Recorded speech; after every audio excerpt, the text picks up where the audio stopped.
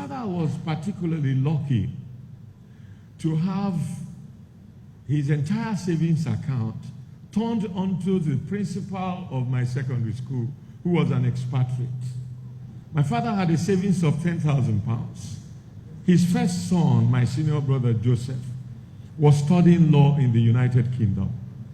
He had finished his first degree in London School of Economics, where I also went to, and was doing his master's.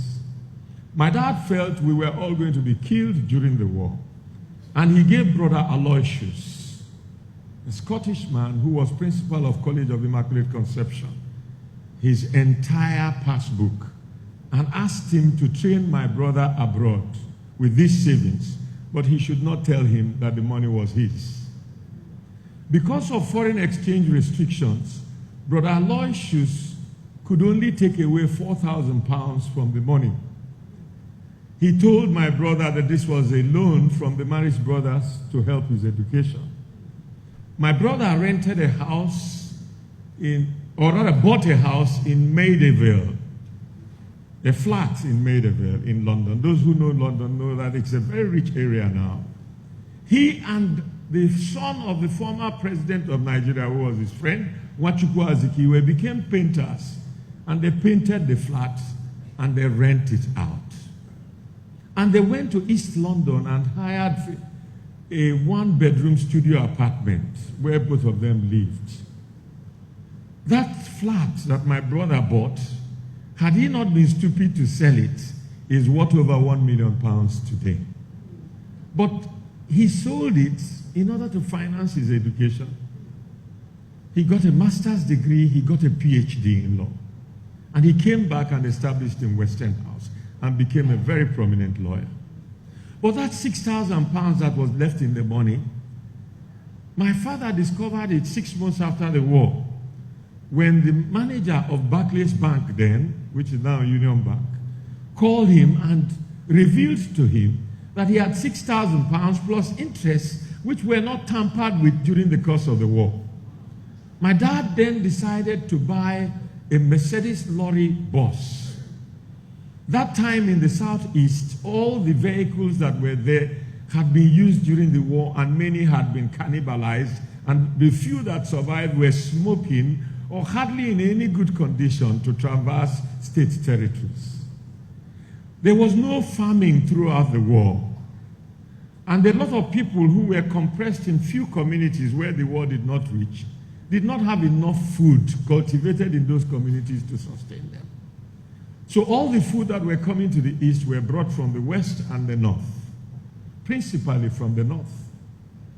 And so all the transporters had made a lot of money transporting food. Daddy decided to buy a Mercedes 911 lorry. And my mother cooked a very delicious meal that evening to congratulate him. And the highest she could kill was a chicken. And she reserved the gizzard in our custom for my father and some of the precious parts. As they were clinking their glasses in the veranda, my mom was thanking my father for making this investment, because now she had 3 children who were either supposed to go to university or now due for university who couldn't go, including myself, my immediate senior who later became governor of my state, and my late sister who became a pharmacist. And my father said, you know, we've just made money for the drivers because we have no way of knowing how much he earned and how much he will bring back to us. I was astonished to hear this. And so I said I was going to become a conductor. In the morning, I brought out my bag and I went downstairs to inspect the car and to organize the driver and the conductor. And my mom said to me, where are you going to? I said, I'm following these people. She said, you're a foolish man. Go and drop that bag. I said, what do you mean?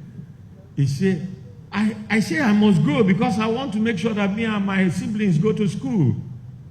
She said, oh, your father wants to use his son to make money. I said, Mama, you must go to confession to our priests. So this driver and this conductor are not people's children. So you and your husband can use them to make money, but you can't use your son. And don't forget, I was a lieutenant in the war, and I was now audacious enough to confront my mother, having been exposed to chivalry. My mother was a little constrained by the fact that I antagonized her with God. And she shook her head and said, okay, come, let's go to my room. I need to pray for you. We got to her room. She was confused. She didn't know what she had called me to her room for. She gave me two charms, one of which I'm wearing in my neck, and one of which is in my pocket. One is a chaplet and one is a crucifix. And she said to me, the Lord will protect you. And I came on and jumped on the 911. And as we drove off, they told me she kept running after us and crying. But I went to Lafia, Akwanga, Bukuru, Jos, Mubi, Maiduguri. I was running down at hills when the vehicle was moving slowly and difficult to climb, and I was putting the wedge to make sure it doesn't roll back. And I was shouting, "Oh, Sheve." My brother was in England, and when we wrote him letters that we were balancing 500 pounds every 2 weeks, he and one of his late friends, Felix Okoye, went to the Netherlands and bought a Volkswagen bus and sent it to us. I went back to Daddy and said, I want to also establish the revenue pattern in this Volkswagen bus. And every 6 a.m., those who understand Igbo will know what I'm about to say now, I went to a place called 9th Mile Corner, where the vehicle was loaded, to drive it to Makurdi and Otrukpo. And I used to shout on the road, 9 Mile Otrukpo, 10 shillings on your doses, or Otrukpo by 9 Mile Otrukpo, 10. Behind your home delivery, if we ever boss now, so. I became a driver. From being a conductor, I graduated into a driver. And don't forget, my father was a parliamentarian, a parliamentary secretary, and a minister. But it didn't make me not to realize that my family's survival was at stake with only 20 pounds. And that I have to give up my best. Many of you, because you are privileged parents, think you have no reason to suffer. You come home on holidays, you won't even help your mother in the kitchen. You will not clean the house. You will not wash your father's underwears or his car. You are extremely conceited in your luxury that you do not think you can give a hand. If you don't give a hand in the home, how can you give a hand in the greater society?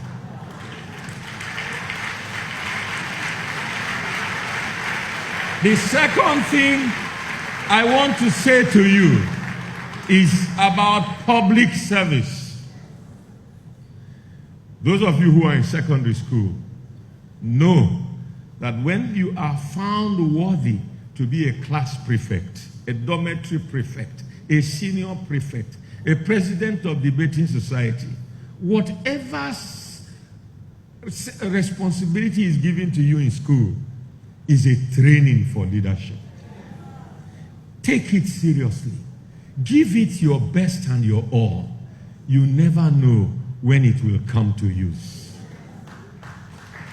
Now, I went into politics at a very early age. I became special assistant to President of Nigeria at 28. I became minister at 31.